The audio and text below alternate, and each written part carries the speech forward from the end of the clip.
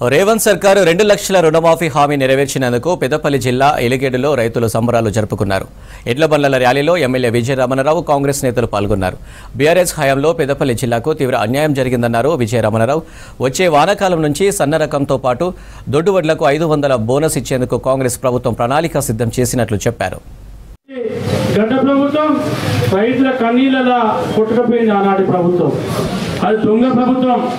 ఈ ప్రాంతాన్ని ఆ ప్రభుత్వం ముంచినంత ఏ ప్రభుత్వం ముంచలేదు. అన్ని రకాల ముంచారు, అన్ని వ్యవస్థలను నాశనం చేశారు. మీరు గుండె మీద చేసుకుంటే దేన్ని వదిలిపెట్టేవారు. ఇలా మా వాళ్ళు ఇద్దరు కలిసి ఇటు నుంచి నీళ్ళు అటెత్తుకపోయారు.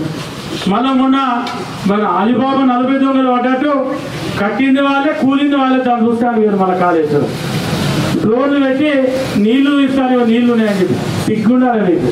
కానీ ఇలా కేటీఆర్ ఒక 40 దొంగలు ఎంబ పెట్టుకొని 39 అంటే 40 అంటే అలా ఆయనే కదా. క్వింటాలకు 500 బోనస్ కూడా మా ప్రభుత్వం ఇస్తుంది. మేమిస్తాం, మీరు మేమిస్తామని చెప్పాలి.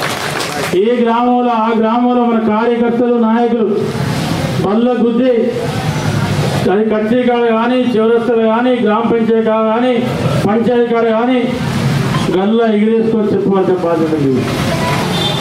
భూమి లేని కూలికి, రైతు కూలికి నెలకు 1000 రూపాయల చొప్పున అమలు చేసే బాధ్యత మా ప్రభుత్వం.